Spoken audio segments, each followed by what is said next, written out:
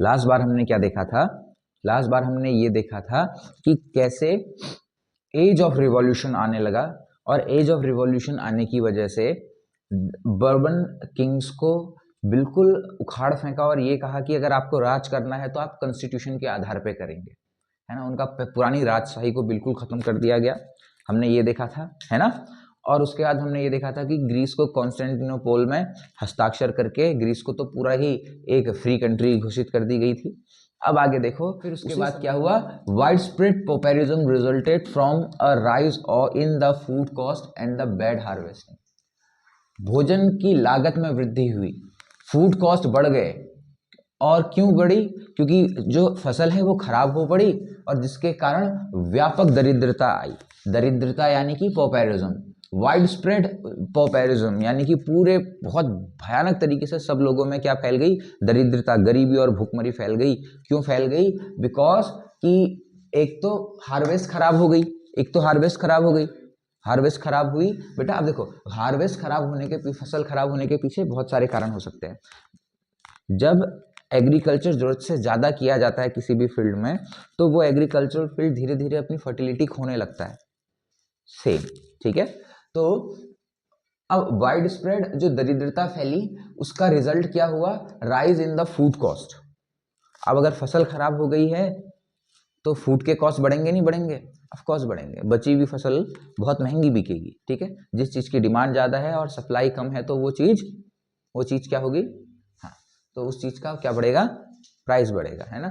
अच्छा, तो भोजन की लागत में वृद्धि हुई और फसल खराब होने के कारण व्यापक दरिद्रता आई, है ना, वाइड स्प्रेड पॉपुलिज्म हुआ ना। इसके बाद क्या? फ्रैंकफर्ट पार्लियामेंट वॉज इलेक्टेड इन 1848। कैसे? व्हेन 1831 में जो इलेक्टेड रिप्रेजेंटेटिव हैं वो सेंट पॉल चर्च में मिलते हैं और आगे की कार्रवाई शुरू करते हैं, जहां आपको फिर फ्रैंकफर्ट पार्लियामेंट देखने को मिलती है 1848 में, ठीक है। क्या कहा? 1831 में सेंट पॉल चर्च में सारे इलेक्टेड रिप्रेजेंटेटिव मिलते हैं, एकत्रित होते हैं, और उसके बाद वो फ्रैंकफर्ट पार्लियामेंट को इलेक्ट करते हैं 1848 में। इस बात पे ध्यान देंगे। अब यहाँ से हम अलग अलग कंट्रीज के केसेस देखने लग जाएंगे। The making of Germany and Italy. देखो जर्मनी और इटली कैसे बना।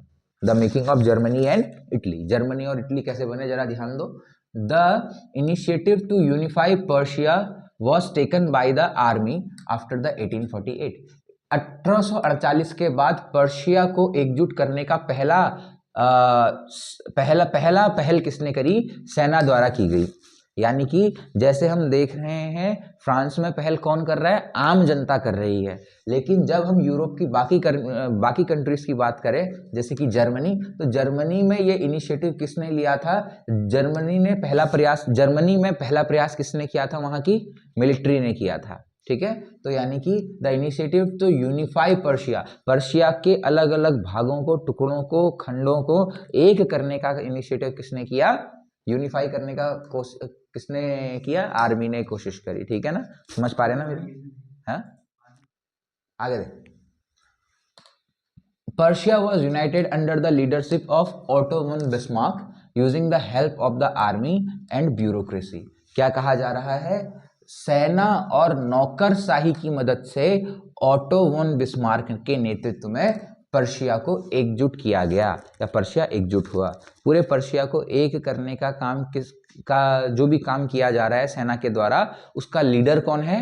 Auto von Bismarck. अगर आपसे क्वेश्चन आए कि ऑटो वन बिस्मार्क कौन है, तो आप अब जानते हैं कि ऑटो वन बिस्मार्क कौन है।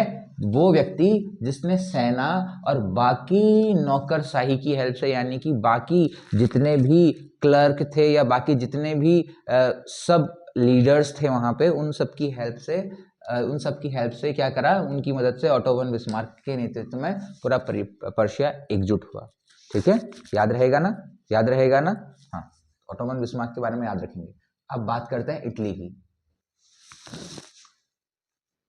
इटली देखो, इटली क्या है? Italy was divided into 7 states. Italy किसमें डिवाइडेड था? 7 राज्यों में डिवाइडेड था, of which only Sardinia Piedmont was ruled by the Italian princely houses. जरा ध्यान दो, इटली 7 राज्यों में विभाजित था, जिसमें से केवल सर्डिनिया पिडमोंट पर एक इतावली राजसी घर का शासन था। इस बात को याद रखेंगे कि भले ही इटली जो 7 राज्यों में विभाजित था, लेकिन जो इटली के खुद के राजा लोग थे उनका अधिकार केवल कितने में था, केवल किस पे था, केवल सर्डिनिया पिडमोंट पे था। इस बात को आप याद रखेंगे, ठीक है। अगर आपको यूनिफिकेशन ऑफ इटली पूछा जाएगा तो अब देखो, अच्छा तो अब इटली, वो ये जो इटली के 7 अलग अलग स्टेट्स हैं उन्हें एक करने का काम कौन करता है, तो इन्हें एक करने का काम कौन करता है, चीफ मिनिस्टर कैवर।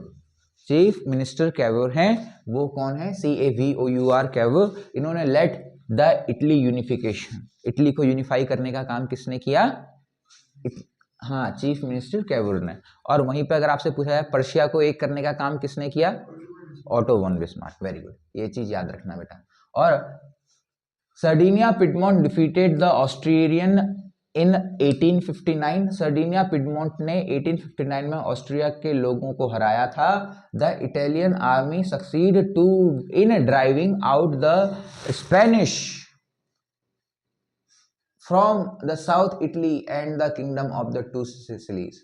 क्या कह रहा है, इतावली सेना ने दक्षिणी इटली और 2 सिसिली के साम्राज्य से स्पेनिश लोगों को खदेड़ने में सफलता हासिल करी। जरा ध्यान दो, ये सब हम पढ़ेंगे इटली के यूनिफिकेशन में। ये जितनी लाइंस है ना, ये लाइंस बहुत इंपॉर्टेंट है, इन्हें अपने दिमाग में एकदम रख लेना, ठीक है। कि शुरुआत कहाँ से होती है, शुरुआत यहाँ से होती है कि 7 स्टेट्स में डिवाइडेड था, जिसमें से केवल एक सर्डिनिया पिडमोंट था जिसमें केवल इटली शासकों का राज चलता था।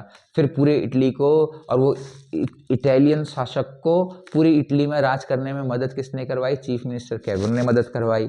और उसके बाद करते करते वो इटली की जो सेना है, वो सेना बाद में ऑस्ट्रिया को हराती है, और उसके बाद इतावली सेना दक्षिणी इटली और 2 सिसिली के साम्राज्य में स्पेनिश लोगों को भी खदेड़ने का काम करती है, ठीक है। यानी ऑस्ट्रिया को भी हराया जाता है, और साथ में ऑस्ट्रिया को हराने के बाद किसको, स्पेनिश लोगों को भी हराया जाता है। ठीक समझ रहे हो ना, ये बात याद रहेगा, सिंपल सा है, ज़्यादा कुछ नहीं है। अच्छा, अब यहाँ पर हम कुछ लोगों के नाम पढ़ते हैं बेटा,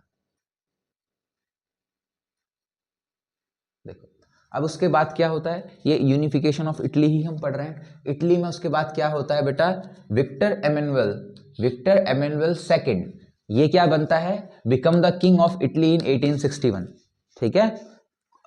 हमने इतना पढ़ लिया कि उन्होंने स्पेनिश लोगों को खदेड़ दिया इटली वालों ने। अब उसके बाद क्या होता है, उसके बाद विक्टर एमेनुअल सेकंड 1861 में इटली का राजा बनता है, इस बात को याद रखेंगे। अब लेकिन अब इतना हर जगह हम देख रहे हैं क्रांति हो रही है, बहुत तगड़ी क्रांति हो रही है। क्या हो रही है, बहुत तगड़ी क्रांति हो रही है, लोग लड़ रहे हैं तब जाकर अपना राज हासिल कर रहे हैं।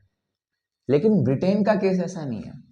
किसका केस ऐसा नहीं है, ब्रिटेन का केस ऐसा नहीं है। ब्रिटेन का विचित्र मामला है, ब्रिटेन का विचित्र मामला है। जरा इसके मामले को देखते हैं। यहाँ लोगों ने ऐसे लड़ा नहीं, यहाँ क्या है, यहाँ कोई रिवॉल्यूशन नहीं हुई, यहाँ कोई क्रांति नहीं हुई। Britain become a nation states not by a revolution but by imposing its influence on its neighboring countries।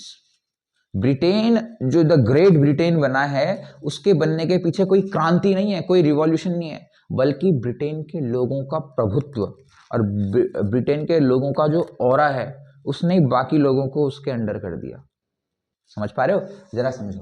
Britain एक क्रांति से नहीं, बल्कि अपने पड़ोसी देशों पर अपना प्रभाव थोपकर एक क्या बना है, एक राष्ट्र राज्य बना है, ठीक है। अपना प्रभुत्व थोपकर या फिर अपना प्रभाव थोपकर, है ना। बाकी है प्रभाव कहे तो influence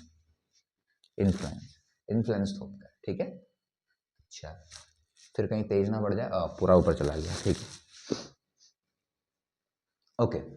The British nation was formed and facilitated through the mass propagation of English culture। तो इन लोगों ने ऐसा क्या किया जिसकी वजह से सब इनके मुरीद हो गए, इनके अंदर आ गए।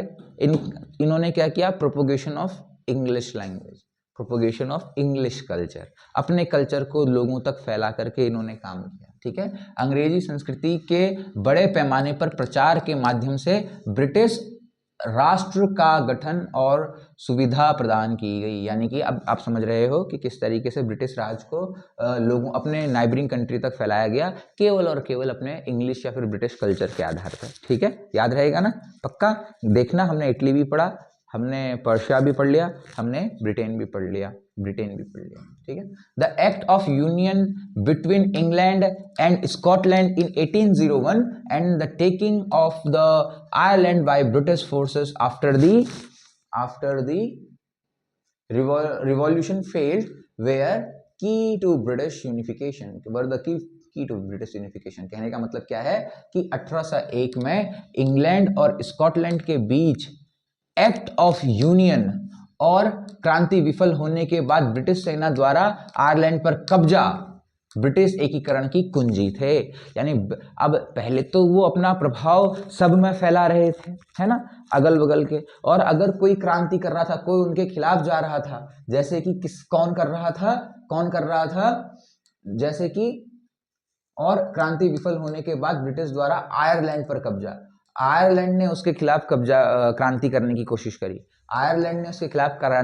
कोशिश करी, बट उस क्रांति को विफल कर दिया गया और ब्रिटिश सेना ने उस पर भी कब्जा कर दिया। और बाकी बचा था स्कॉटलैंड, तो स्कॉटलैंड से ट्रीटी साइन करवा ली, एक्ट ऑफ यूनियन के नाम से उनके बीच में एक समझौता हो गया, इंग्लैंड और स्कॉटलैंड के बीच एक्ट ऑफ यूनियन का समझौता। साथ ही में कहाँ का, आयरलैंड की क्रांति विफल होने के बाद ये जो दो चीजें थी, ये दो चीजों ने ब्रिटिश साम्राज्य को फैलाने में अपना की रोल जो है वो साबित किया।